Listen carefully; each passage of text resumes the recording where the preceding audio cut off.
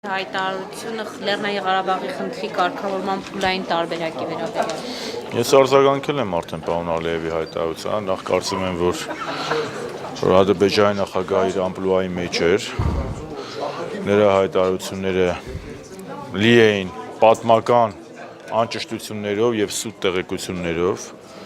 այդ որ ասում պատմական ադրբեջանական հողեր, այդ որն է, Ադրբեջանի պատմությունը, ադրբեջանական հողերը, այսպես ասած, ընդամենը 98 տարվա պատմություն ունեն եւ մի անգամ ասեմ, երկրորդ անգամ կրկնեմ, 5 անգամ նույն անհեթեթությունը ասելով արժեքը չի ավելանում։ Դու ավելի անհեթեթ ես երևում մարդկանց աչքերում։ Ինչ վերաբերում է, նա նաեւ նշել է, որ չի կարծում, որ պետք է վստահության մեխանիզմները կիրառվի։ Սա այստեղ սա բացահայտ հետքայլ է այն պայմանավորվածություններից, որ Ալիևը նախագահի հետ եւ Միսկի խմբի համանախագահ երկրների արտգործնախարարների հետ Վիեննայում է եղել, հաշվի առնելով այն հանգամանքը, որ բոլորը թե ռուսական կողմը, թե հայկական, թե ադրբեջանական, թե մնացած երկու համանախագահները նշեցին, որ Սանկտ Պետերբուրգի հանդիպումը դա Վիեննայի շարունակությունն է, ուրեմն հիշեցնում եմ բոլորին եւ մասնավորապես ադրբեջանական կողմին։ Վիեննայի փաստաթղթում հայտարարության մեջ ծերով սպիտակի վրա գրված է վստահության մեխանիզմների իրականացման անհրաժեշտությունն է։ Թույլ տվեք ես ավարտեմ։ Եթե գրված է, որ դա տրամաբանական շարունակությունն է, ուրեմն պետք է տրամաբանական շարունակեն այն պայմանավորվածությունները, որոնք ձեռք են բերվել։ Ուստի կարծում եմ այստեղ Միսկի խմբի համանախագահ երկրները պետք է իրենց դիրքորոշումը ցույց տան, ցուցաբերեն Ալիևի նման հետ քայլի եւ մեր ժողովրդական մոտեցման հետ կապված։ Հաջորդը փուլային տարբերակ, փաթեթային տարբերակ, ես մի րոպե ասեմ։ Մեր կարծիքը հետեւյալն է։ Լեռնային Ղարաբաղը ոչ մի ձև,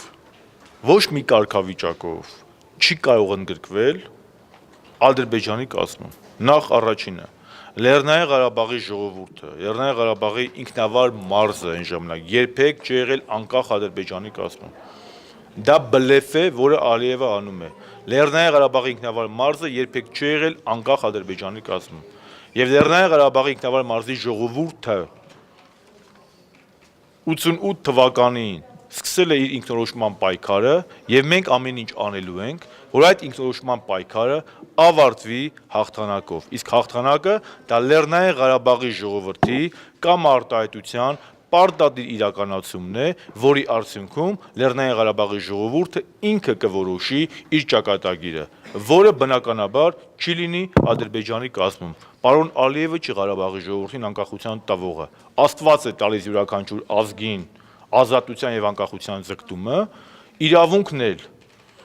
միջազգային իրավունքն էլ, դա այդ իրավունքը ընձեռում է ցանկացած ժողովրդայություն նաեւ Արցախի ժողովրդին եւ ինձ համար առնվազն տարօրինակ է, թե ինչու Մեծ Բրիտանիայի ժողովուրդը իրավունք ունի հանրաքվեով որոշել մնալ Եվրամիության կազմում թե չէ, Շոտլանդիան իրավունք ունի հանրաքվեի միջոցով իր կարծիքը արտահայտել մնալ Միացյալ Թագավորության կազմում թե չէ, Կոսովոն ինքնորոշման իրավունք ունի, 99 թվականին Արևելյան Թիմորը հանրաքվեով իրավունք ունի եւ հենց հերթը հասնում է Լեռնային Ղարաբաղի ինքնորոշման իրավունքի իրացմանը, ինչ որ հայտնվում են դեպքեր, որովհետեւ հարցականի տակ են առնում։ Թույլ տվեք ավարտեմ,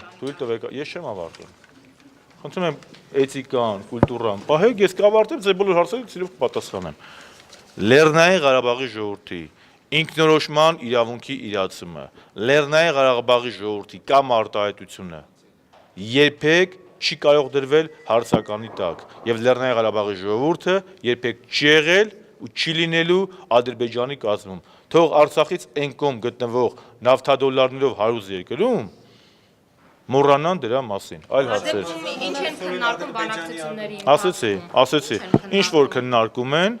հայկական կողմը ասել է, արտգործնախարար Նալբանդյանը ասել է, իսկ Ալիևի եւ նրա աշխարհակազմի գնահատականներին շատ խիստ պաշտոնական Մոսկվան արձագանքել է անվանելով դա այլասերված մեկնաբանություն։ Երեխեք երթով։ Խոսնակներ հայտարարություն տարածել կապված Ռոմի Պապի հայտարարության։ Ինչ ասել։ Ասել է, որ Ռոմի Պապի հայտարարությունը որակոթում են Ղարաբաղում խաղաղության համար եւ այլն, սա մեսիջ էր Երևանի պաշտոնական, որ ըստ այդմ տարածքները պետք է վերադարձվեն Ադրբեջանին։ Ես սաղում եմ նրանց հիվանդ երևակայության արկայության համար։ Դա հիվանդ երևակայության արդյունք է։ Նման պարագայում Ֆրանսիան էլ է, հա, պատրաստվում նախագահների հանդիպում կազմակերպել։ Ալիևի հայտարարությունները նայելով, արդյոք Ֆրանսիայի հանդիպումը պետք է կայանա։ Երեխեք, ես մեկ առիթով ասել եմ։ Իմ խորին համոզմամբ հանդիպելը, բանակցելը ավելի լավ է, քան թե չհանդիպելը, որովհետև թույլ տվեք ավարտեմ, երեխեք ջան։ Քանի որ խոսեմ ես, եկել եմ, չնայած արևահարվածը մասը պատասխանեմ։ Չհանդիպելու բանակցությունների այլընտրանքը իրար վրա կրակելն է։ Թիվ 1 խնդիրը խաղաղությունն է։ Մենք պետք է հասնենք խաղաղության։ Եթե այլ երկրի համար, կոնկրետ Արցախից այն կողմ գտնվող Ադրբեջանի համար մարդկային կյանքը միգուցե նշանակություն չունի, դա ես դատում եմ հաշվի առնելով նրանց ավանտյուրիստական քաղաքականությունից,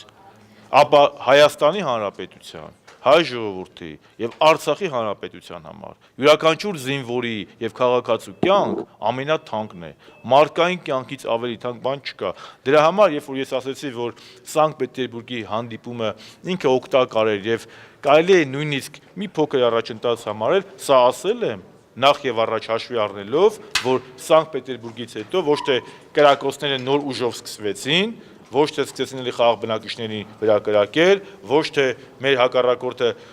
նոր հարձակում սկսեց, այլ բնականաբար այս պահի խաղաղությունը ամրապնդվում է։ Եվ թիվ 1 խնդիրը խաղաղությունն է, բայց այդ խաղաղությունը մենք պետք է հասնենք բանակցությունների միջոցով։